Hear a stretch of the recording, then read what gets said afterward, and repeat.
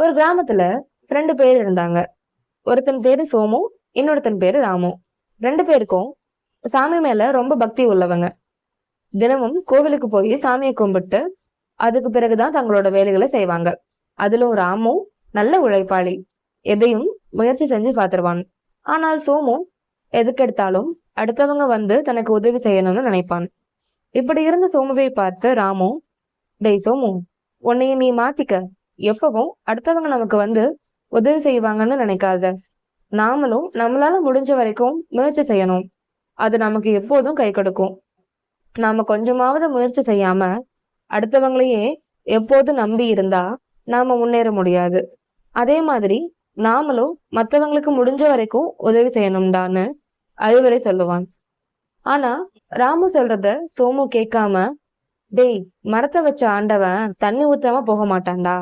நாம முயற்சி செய்யலனாலும் ஆண்டவன் நமக்கு ஓடி வந்து உதவி செய்வான்டான்னு மறுத்து பேசுவான். இவங்க பக்கத்து ஊருக்கு ஒவ்வொரு நாளும் தங்களோட மாட்டு வண்டியில விற்க ஏத்திக்கிட்டு போய் போட்டுட்டு வருவாங்க. அதுல கிடைக்கிற பணத்தை வச்சுக்கிட்டு 2 பேரும் வாழ்ந்துகிட்டு இருந்தாங்க. இப்படி இருக்கிற போது ஒரு நாள் ராமு விறகு ஏத்துறதுக்கு வரல. அவனுக்கு கொஞ்சம் வேலை இருந்ததால அவனால விறகு ஏத்திக்கிட்டு போறதுக்கு முடியல. அதனால சோமு மட்டும் விறகு ஏத்திக்கிட்டு பக்கத்து ஊருக்கு போயிட்டு இருந்தான். அப்போ சரியான மழை, கொட்டோன்னு கொட்ட தொடங்கிருச்சு. சோமு வண்டியை ஒரு ஓரமா நிப்பாட்டி வச்சுட்டு மழை நின்னதுக்கு அப்புறம் போகலாம்னு நின்னுட்டான். மழையும் நின்னது. மறுபடியும் சோமு வண்டியை ஓட்டிக்கிட்டு போனான்.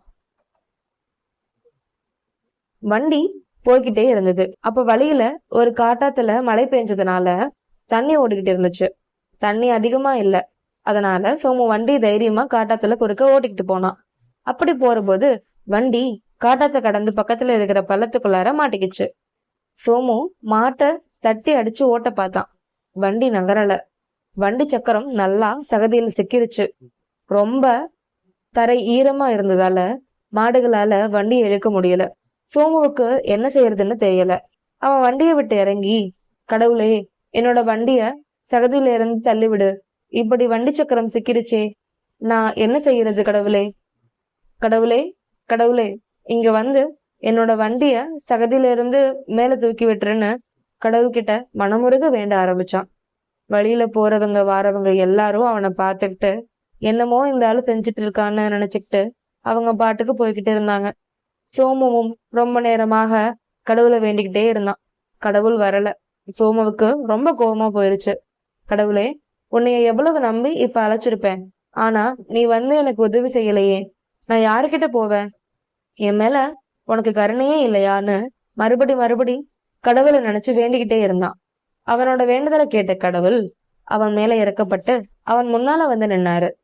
கண்ணை திறந்து பார்த்த சோமுவுக்கு தலைகாலு புரியல. சந்தோஷத்தால குதிச்சான். கடவுள் சோமுவை பார்த்து, எதுக்கு நீ என்னைய கூப்பிட்ட? உனக்கு என்ன வேணும்னு சொல்லு அப்படின்னாரு. சோமு கடவுளை பார்த்து, கடவுளே, என்னோட வண்டி சக்கரம் இந்த பள்ளத்துல உள்ள சேத்துல சிக்கிடுச்சு. அத நீ தூக்கி விடணும். இதுக்காகத்தான் நான் உங்களை கூப்பிட்டேன்னு சொன்னான். கடவுள் சோமுவை பார்த்து சிரிச்சாரு. அட முட்டாள், இதுக்கு போயா என்னைய கூப்பிடணும்? வழியில போறவங்க வரவங்களை பார்த்து கொஞ்சம் இந்த வண்டியை தள்ளி விடுங்கன்னு சொன்னா வந்து தள்ளி விட போறாங்க. அப்படியே இல்ல, நீயே மாடுகளை பிடிச்சு முன்னால இழுத்துக்கிட்டு போய் முயற்சி செஞ்சிருக்கலாம். இல்ல, வண்டி பின்னால நின்னு நீயே தள்ளி மாட்டை விரட்டி சேத்துல இருந்து வண்டியை ஓட்டி இருக்கலாம். அதெல்லாம் விட்டு போட்டு நீ எந்த முயற்சியும் செய்யாம என்னைய கூப்பிடுறியே, இதுக்கெல்லாம் போய் நீ என்னைய கூப்பிடலாமா? உன்ன மாதிரி முயற்சி செய்யாதவனுக்கும் உழைக்காம இருக்கிறவனுக்கும் நான் வந்து உதவி செய்ய மாட்டேன். நீயா முயற்சி செஞ்சு இதுல இருந்து போக முடியும். போ, முயற்சி செய், என்னைய கூப்பிடாதன்னு சொல்லிட்டு கடவுள் மறைஞ்சிட்டாரு.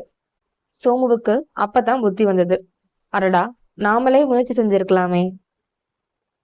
இல்லை, வழியில போறவங்கள கூப்பிட்டு நம்ம உதவி கேட்டிருக்கலாமோ? இதெல்லாம் நமக்கு தோணாம போச்சே.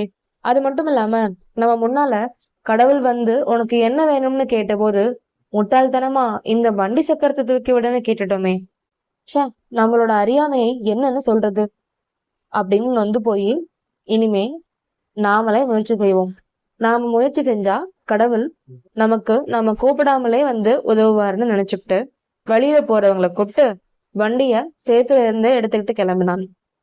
கடவுள் முயற்சி செய்யறவங்களுக்கு தான் உதவி செய்வாருங்கிறத இந்த கதை நமக்கு சொல்லுது.